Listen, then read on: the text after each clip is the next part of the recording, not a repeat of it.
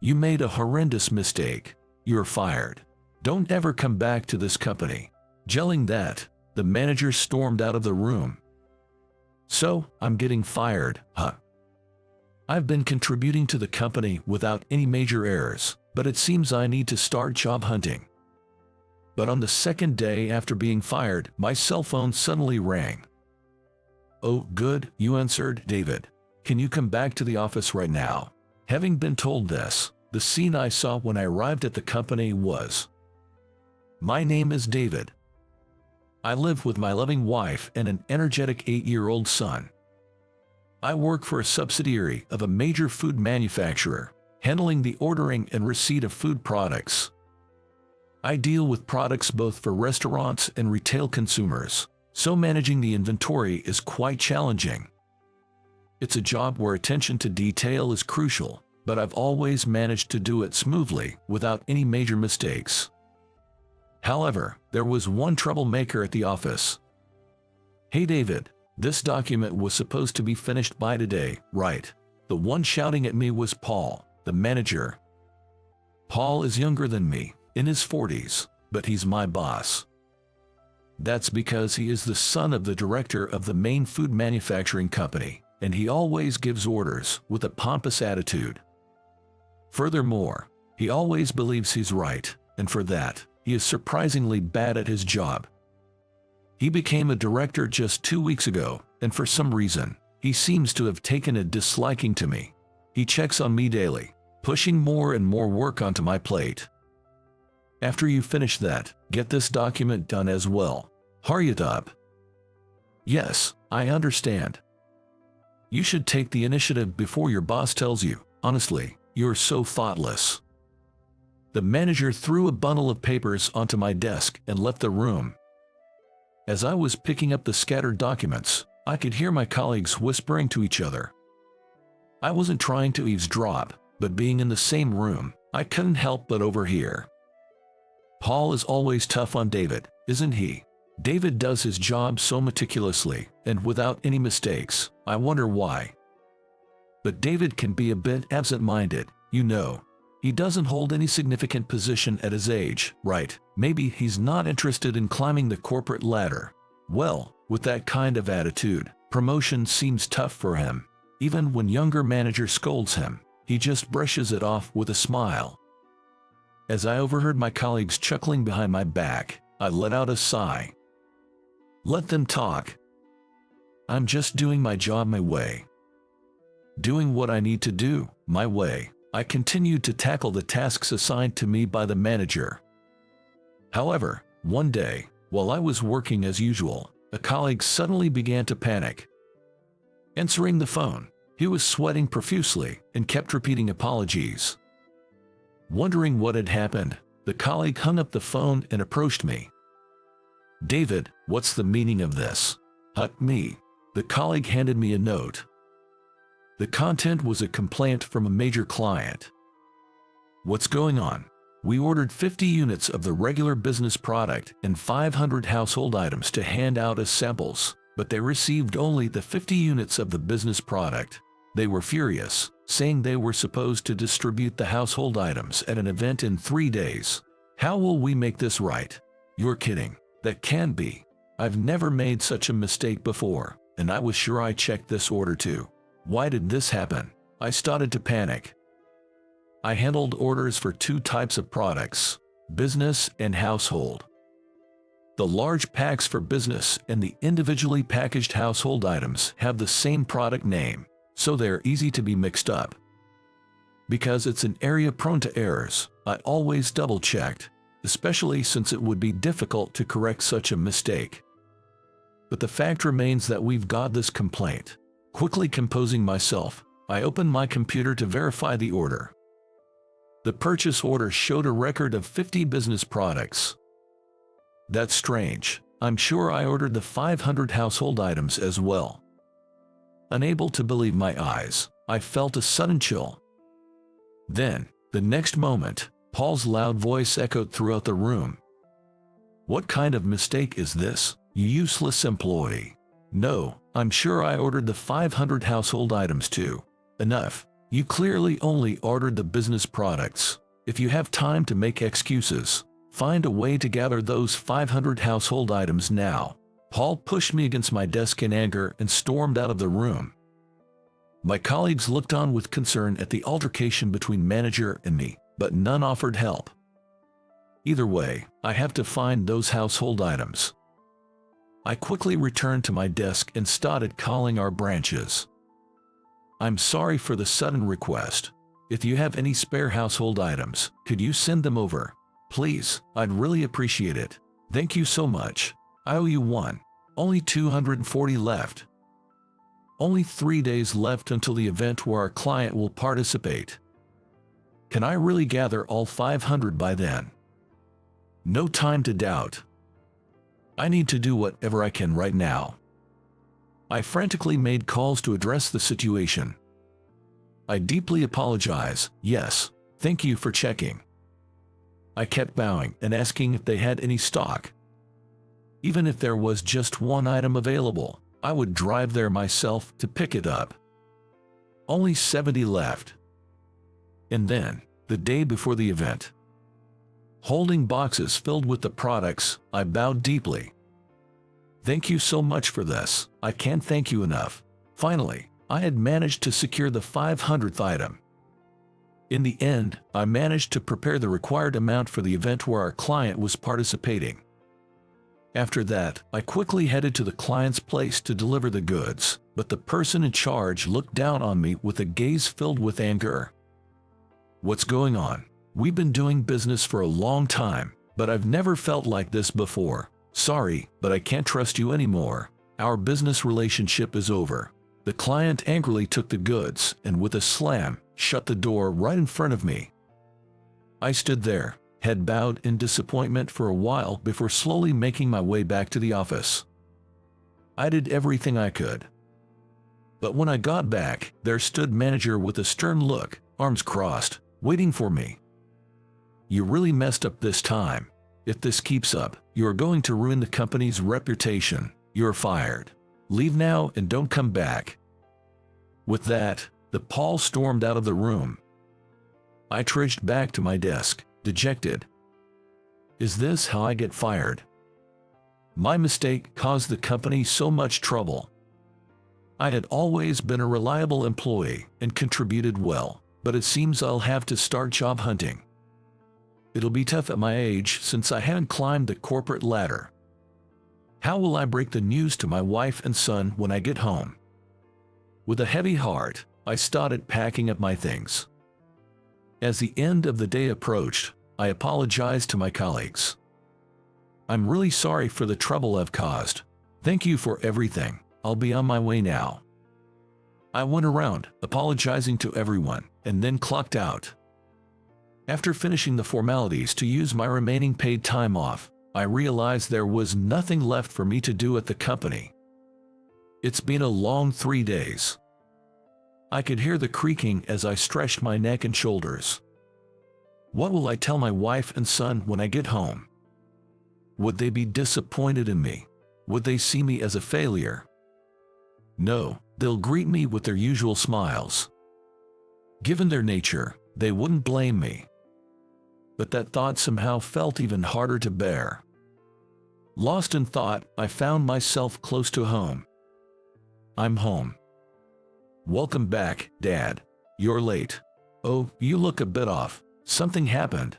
Holding my energetic son in my arms, I smiled and shook my head in response to my wife's question. Yeah, just a little something. I'll talk about it later. All right then. Let's eat once you've changed. I headed to my bedroom at a slow pace. Both my wife and son greeted me with warm smiles, just as I had imagined. That made me even more unsure about how to break the news to them. Anyways, I'll tell them after dinner. With renewed determination, I went back to the living room where my wife and son were waiting. Let's eat. Let's eat. So, what happened? You seem a bit down. Dad, something wrong. Their voices, full of concern for me, made my heart race. But I couldn't keep this from them forever. Taking a deep breath and gathering my courage, I began to speak. I'm really sorry, you two. It looks like I've been laid off from work. Upon hearing my words, wife's eyes widened in shock, rendering her speechless. Instead, it was my son who raised his voice. That's awesome. Dad, you don't have to go to work now, right? Yeah, I'll be home for a while starting tomorrow. Yay, let's go to the amusement park then. I've been wanting to go. My son is beaming, gazing at me with a big smile. I just stared back at my son, not expecting his reaction like this. Then, my wife began to chuckle softly. Oh, that's a great idea. You've seemed quite swamped lately. It'd be nice for you to relax. I'd be happy if you were home more. I was taken aback by my wife and son's response. But at the same time, I felt a great sense of relief. I see. Neither of them blames me for getting laid off. Guess it's all right for me to just take it easy at home. Come to think of it, since my son grew up, we haven't really gone on any long trips. I had left all the parenting and household chores to my wife, so maybe this was a good opportunity to spend time with the family. Deep in thought, cherishing the moment, I smiled at the two of them. How about this? The weekend when there's no school, let's all go to the amusement park. Yay, you promise, Dad? I'm looking forward to it already. Their joyful voices filled the living room. What a warm family gathering this size. I'm truly blessed to have these happy moments. Feeling a bit relieved, I continued with my meal. However, the very next morning after I took my paid leave, my cell phone suddenly rang. The caller was a colleague from work. I wonder what's up. Did I make another mistake? With a hint of anxiety, I answered the call. Hello, this is David. Oh, David, glad you picked up. I'm sorry to bother you during your vacation, but can you come to the office right away? Did something happen? I'm sorry. Please come back as soon as possible. I can't explain in detail over the phone, but it's urgent. Understood. I'll be right there. Hearing the urgency in my colleague's voice, I quickly got dressed. My wife looked at me with a puzzled expression. Is everything okay? Was that the office? Yeah, they need me. I'm heading out. I arrived at the office about 40 minutes after the call. As I approached my department, the same colleague hurriedly came over. David, thank goodness you are here. Please, come with me, quickly. Following my hurried colleague, I couldn't help but tilt my head in confusion. Why the rush? What could have possibly happened? As we ran, he started explaining the situation to me. According to him, the morning after I was fired, an infuriated CEO stormed into our department. Why isn't he here? Explain this. Are you talking about David? We're okay without that guy. Paul, who was there, tried to calm the CEO, but that seemed to make him even angrier. What are you talking about? Just bring David back now. That's when they decided to contact me. Hearing my colleague's story, I was still puzzled. But I was fired, right? My colleague looked just as baffled. Leading me further, we soon came upon the CEO and a visibly upset manager. Hey, David, good to have you back. I was under the impression I was fired. Hearing the word fired, the CEO opened his mouth in surprise. But soon, he broke out into a hearty laugh. We'd never let you go. Without you, who's going to manage transactions for the company? With that, the CEO showed me his computer screen. There, I saw the order page for our products. Spotting a red warning icon on the screen, I couldn't help but raise my voice.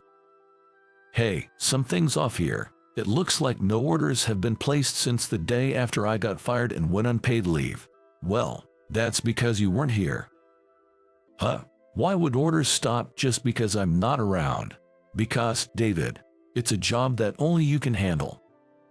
The CEO then handed a note to Paul, who sat silently. Paul, can you place the order from this note? Sure. Upon receiving the note, Paul moved to the computer. However, as he was about to place it, he stopped, looking utterly confused. "Excuse me, what's written here? I need this in English to place the order." Hearing Paul's words, the CEO burst into hearty laughter. After a short while, he regained his composure and looked straight at me. "All right, David, can you handle the order from that note?"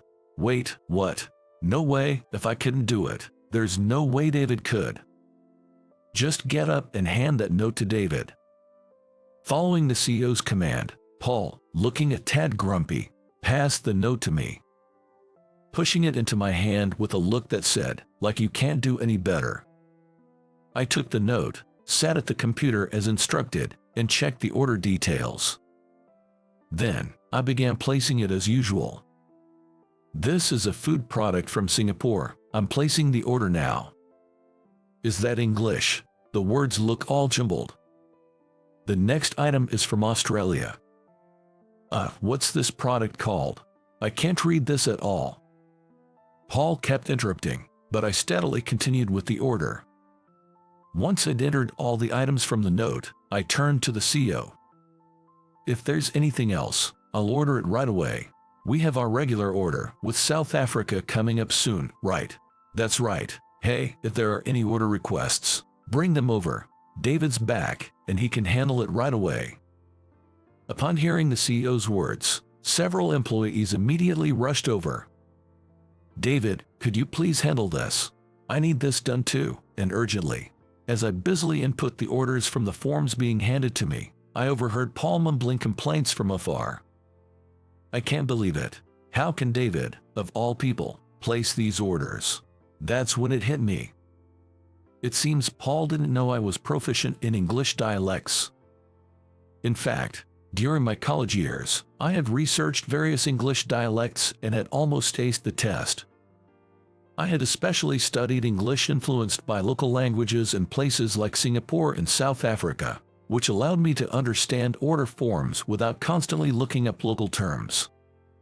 Being able to read and write all communications with vendors from those countries had been quite beneficial in transactions. Once I had finished inputting all the requested orders, I double-checked the product names and quantities. "All right, everything seems correct, and send." I felt relieved to have successfully placed the orders, but I then noticed something odd. What's this? This computer was exclusively for orders, and it displayed order history and the last update history once an order was finalized. Moreover, an employee ID was required to operate this computer, so the name of the employee who was using it at the time was also recorded.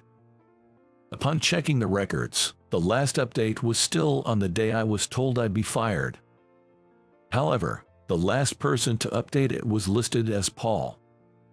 I see, that's what happened. "What's going on, David?" Everything became clear, and I stood up abruptly. "The order mistake the other day wasn't my fault, isn't that right, Paul? What are you on about now? It was your mistake, and that's why you were fired, wasn't it?" Confronted by my accusation, Paul, with a red face, retorted. He fervently pointed to the computer screen I had been working on. "You were the expert at ordering, weren't you? Plus, you just said that you're the only one who can understand that gibberish English, right? You really won't admit it, will you? Then, let me show you the evidence." With that, I promptly printed out the screen. I showed the printed paper to everyone present. "Take a look here. It says Paul under the last updated column, doesn't it?" "No, that's..." Paul stammered, flailing his hands, but everyone's gaze was fixed on the paper I held. The CEO took the paper from me, staring at Paul's name intently. After a moment, he said in a grave tone, "It seems it's time for you to leave this company, Paul."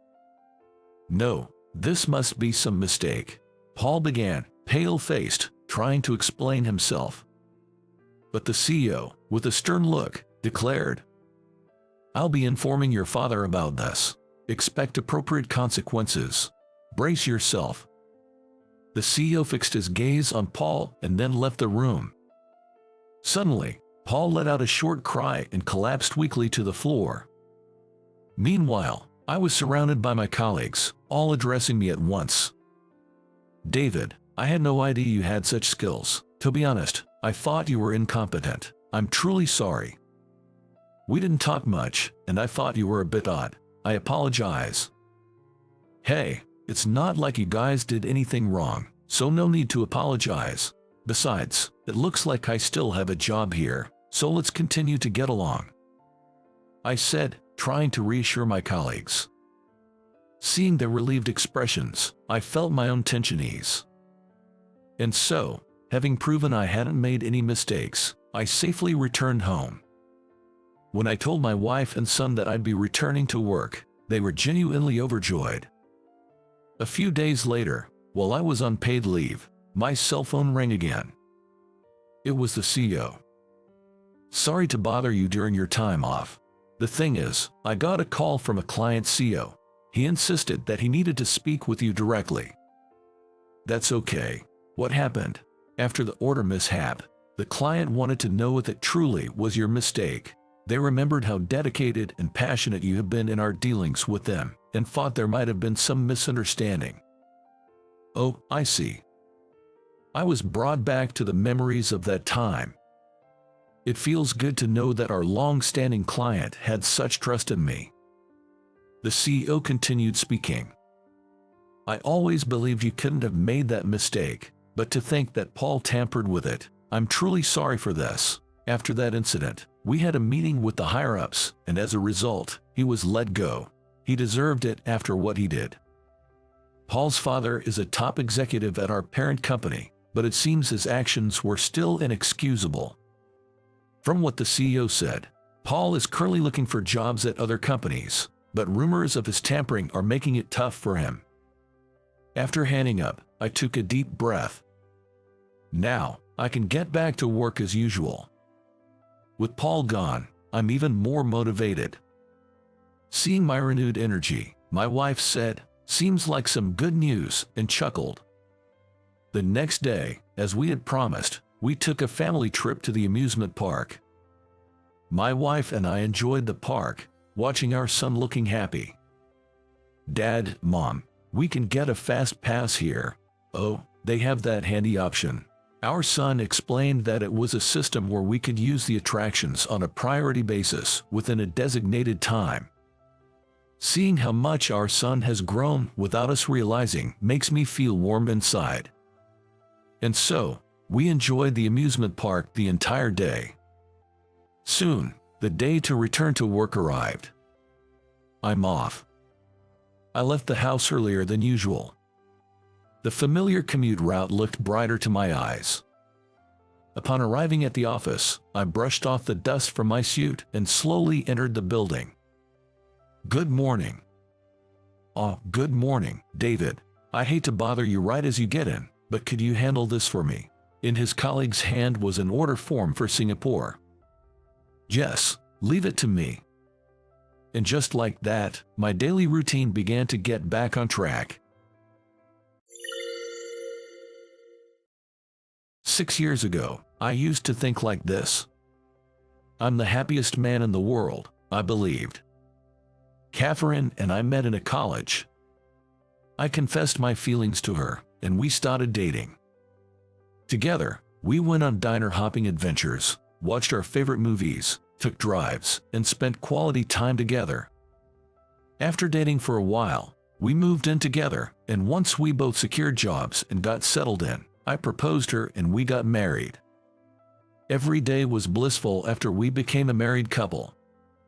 Whenever Catherine answered the phone at home, she'd say, "Hello, this is Thompson," with a slightly shy expression. I adored watching her in those moments. For our first wedding anniversary, we decided to make it a memorable one and plan a spa getaway. I took the afternoon off to buy Catherine a surprise gift and stopped by a jewelry store. Just as I stepped outside after making the purchase, my cell phone inside my bag rang. "Is this Mr. Robert Thompson's?" It was the police on the other end. At that moment, I felt my blood drain from my face. Could Catherine have gotten involved in some kind of incident? That crossed my mind. The officer on the other end calmly began to explain.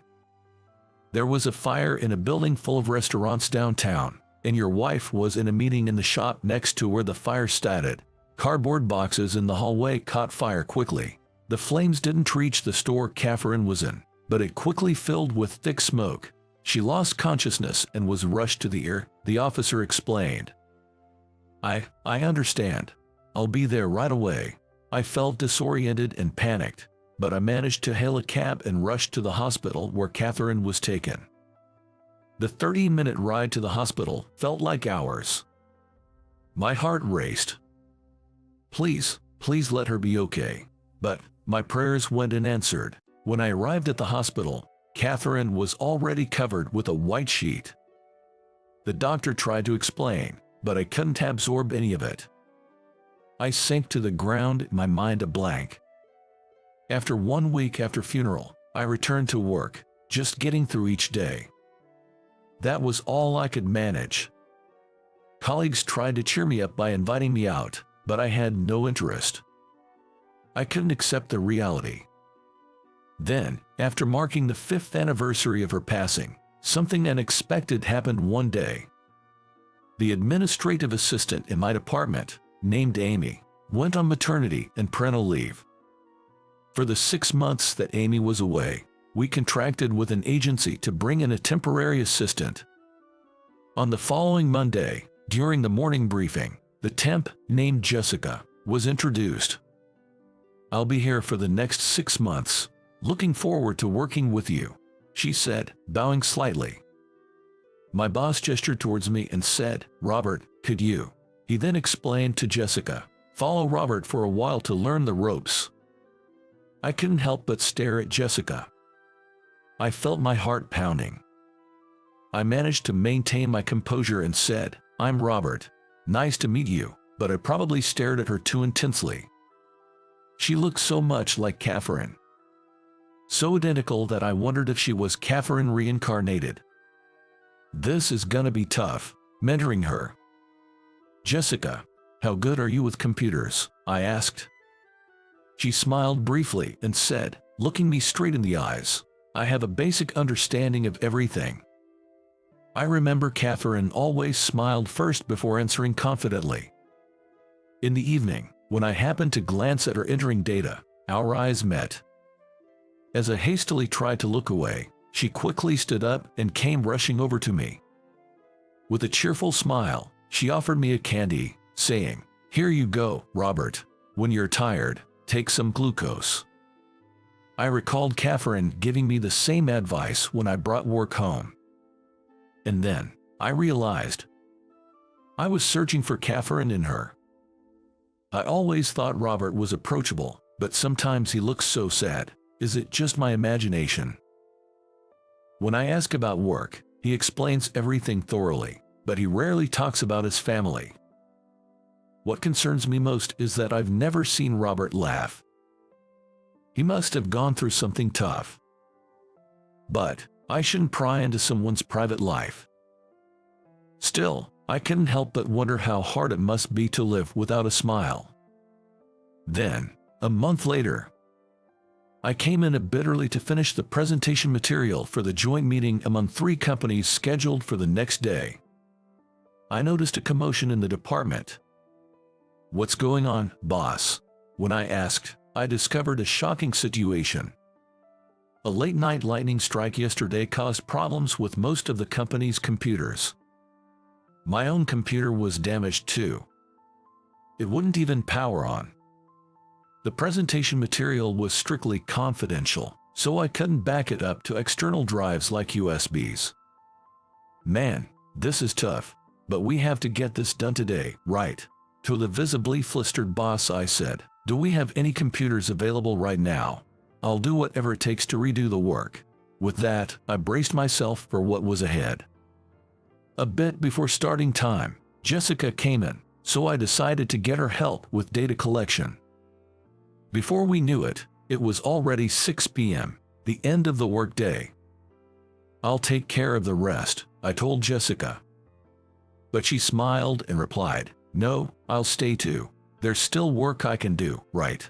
"No, Jessica. I don't think we'll finish until after midnight. If you stay any longer, it would be a breach of your contract with your staffing agency." Upon hearing this, she murmured, "Oh, right," and after saying, "All right then, I'll be going," she clocked out and left. However, to my surprise, she returned an hour later. "Why are you?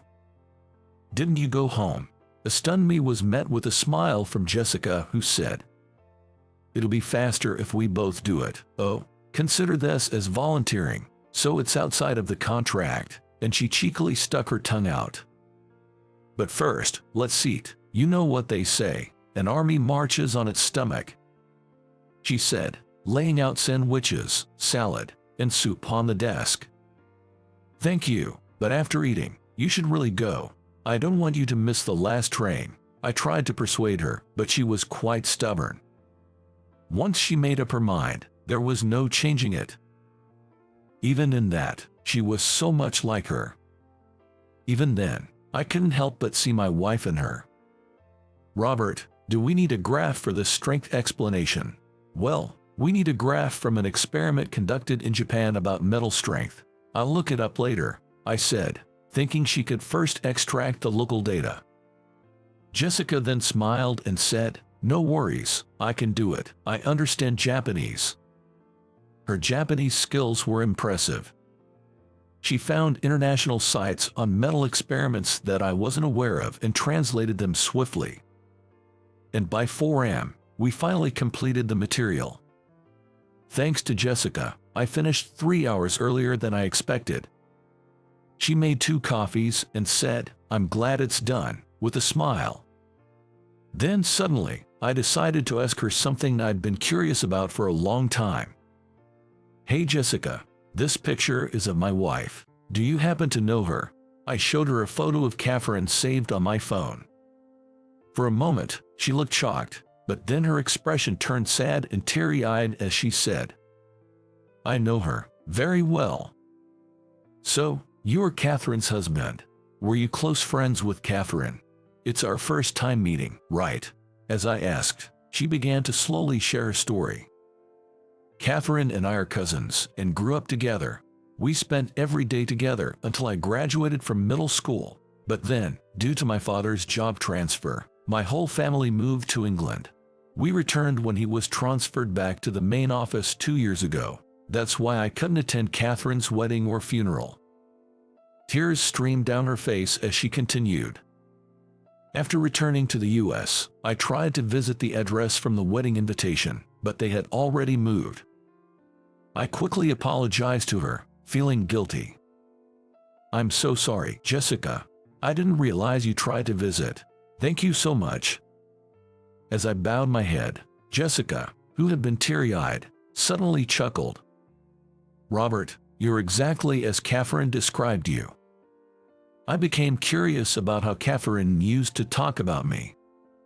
According to her, whenever she talked with Catherine on the phone, I would always come up in their conversation. She always gushed about how I was the most sincere and kindest person in the world. She told me this with a nostalgic smile. Hearing this, I found myself smiling. "Ah, I've finally seen you smile. I was starting to think you never did. It's reassuring." Her words caught me off guard. I realized that in the 5 years since Catherine passed, I hadn't smiled at all. I probably made others around me uneasy. I hadn't smiled at all since. I felt sorry to Jessica as well. "Jessica, if you're free next Sunday, would you like to come over in memory of Catherine?" Upon hearing this, she excitedly replied, "I'll come. I'll definitely come." Maybe it was the excitement of staying up all night, but we ended up chatting for a while. Concerned about our presentation later that day, we soon left for the office. The joint presentation with the other 2 companies turned out to be a huge success. Jessica, having lived abroad, showcased her Japanese skills, collecting numerous data from Japan.